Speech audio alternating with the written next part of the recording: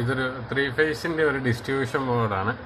ഇത് നമ്മൾ ഉപയോഗിച്ചിരുന്ന മെയിൻ സ്വിച്ചിന് പകരമായിട്ട് ഇപ്പോൾ ഉപയോഗിക്കുന്ന ഐസൊലേറ്റർ എന്ന് പറയുന്ന ഒരു സർക്യൂട്ട് ബ്രേക്കറാണ്. ഇത് ELCB എന്നൊക്കെ പറയും. ഇത് ELCB അല്ല, ഇതിൻ്റെ ELCB ഇത് RRCB എന്ന് പറയും, റെസിഡുവൽ കറണ്ട് സർക്യൂട്ട് ബ്രേക്കർ.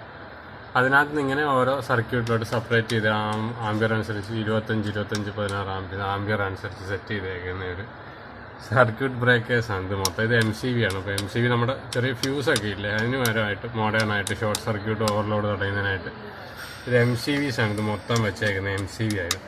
ഇത് ആംബിയറിൻ്റെ അത് ഓരോ കർവുണ്ട്, B കർവ്, C കർവ് എന്നൊക്കെ ചേർക്കും. അപ്പോൾ ഇവിടെ വെച്ചേക്കുന്ന എല്ലാം B കർവ് 25 ആംബിയറിൻ്റെ ഒക്കെ. അപ്പോൾ ഇത് ഇത്രയേ ഉള്ളൂ ഇതിനകത്ത് MCB. ഇത് ഐസൊലേറ്റർ, ഇതല്ല, ഇത് RRCB. ഇത് RRCB. അപ്പോൾ RRCB ഇത് 63 ആംബിയറിൻ്റെയാണ്. അപ്പോൾ അതിൻ്റെ റേറ്റിംഗ് ആംബിയർ ഇതിനകത്തുണ്ട്. ട്രിപ്പിംഗ് കപ്പാസിറ്റി ചെയ്തിട്ടുണ്ട് 30 മൈക്രോ ആംബിയറിന് വേണ്ടിയിട്ടുണ്ട്. പിന്നെ ഇത് 63 ആംബിയറിൻ്റെ ഇതിൻ്റെ ഐസൊലേറ്ററാണ്. പിന്നെ 4 പോൾ 3 ഫേസ് ആയതുകൊണ്ട് 4 പോൾ ഐസൊലേറ്ററും 4 പോൾ RRCB ആണ്. RRCB ഇത് നമ്മൾ സാധാരണയായിട്ട് ഉപയോഗിക്കുന്ന MCBന് മ്യൂച്വൽ സർക്യൂട്ട് ബ്രേക്കർ എന്ന് പറയുന്നത്.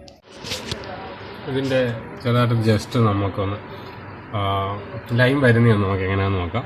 ഇത് RYB 3 ഫേസാണ് ഇത് RYB.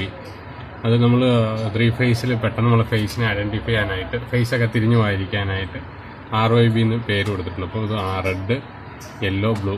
ഇത് ന്യൂട്രലാണ്. ന്യൂട്രൽ നമ്മൾ ഇവിടെ ന്യൂട്രൽ ബാറുണ്ട്. ന്യൂട്രൽ ബാറിലോട്ട് നേരെ കയറിയിട്ട് ഇവിടുന്ന് നേരെ ന്യൂട്രൽ ബാറിലോട്ട് കൊണ്ട് കണക്ട് ചെയ്തേക്കത്തേ ഉള്ളൂ, കോമൺ ന്യൂട്രൽ. അവിടുന്ന് പിന്നെ ആവശ്യമായ സർക്യൂട്ടിന് ഇവിടുന്ന് ന്യൂട്രൽ ബാറിൽ നിന്ന് ലിങ്ക് ചെയ്തുകൊണ്ട് പോകും. പിന്നെ ഇത് എർത്താണ്, എർത്തിൻ്റെ ബാറാണ്. അത് എർത്ത് ഡയറക്റ്റ് വന്നിട്ട് ന്യൂട്രൽ പോലെ തന്നെ ലൂപ്പ് ചെയ്ത് നമുക്ക് പോകും. പിന്നെ ആറിൻ്റെ ഫേസ് ഇവിടുന്ന് വന്നിട്ട് ഏത് ഒരു ബ്രാഞ്ച് നമ്മൾ ആറിൻ്റെ ഫേസ് കൊടുക്കും ബാലൻസ് ലോഡ് ചെയ്യാനായിട്ട്, ലോഡ് ബാലൻസ് ചെയ്യാനായിട്ട്. ആറിൻ്റെ ഫേസ് ഇവിടെ ഒരു MCBക്കകത്ത് കൊടുക്കും. അതാണ്ട് കൊടുത്തേക്കും. ആറിൻ്റെ ഒരു ഫേസ് ഇവിടെ ലോഡ് ബാലൻസ് കൊടുത്തിട്ടുണ്ട്. പിന്നെ വൈയുടെ ഫേസ് നമ്മളിവിടെ ഈ ബാറിനകത്ത് മൊത്തം ലോഡ് ബാലൻസ് ചെയ്ത് AC ഒക്കെയാണ് അതായത് 25 ഇട്ടേക്കണം. അപ്പോൾ ലോഡ് ബാലൻസ് വൈ കൊടുത്തിട്ടുണ്ട്. ഇനി നമുക്കിവിടെ ബ്ലൂവിൻ്റെ അതുപോലെ തന്നെ ഇവിടെ ലോഡ് ബാലൻസ് ചെയ്തിട്ട് നമ്മൾ ഇതിങ്ങനെ ഒരു നേരം മൊത്തം ഇങ്ങനെ കൊടുത്തിട്ടുണ്ട്.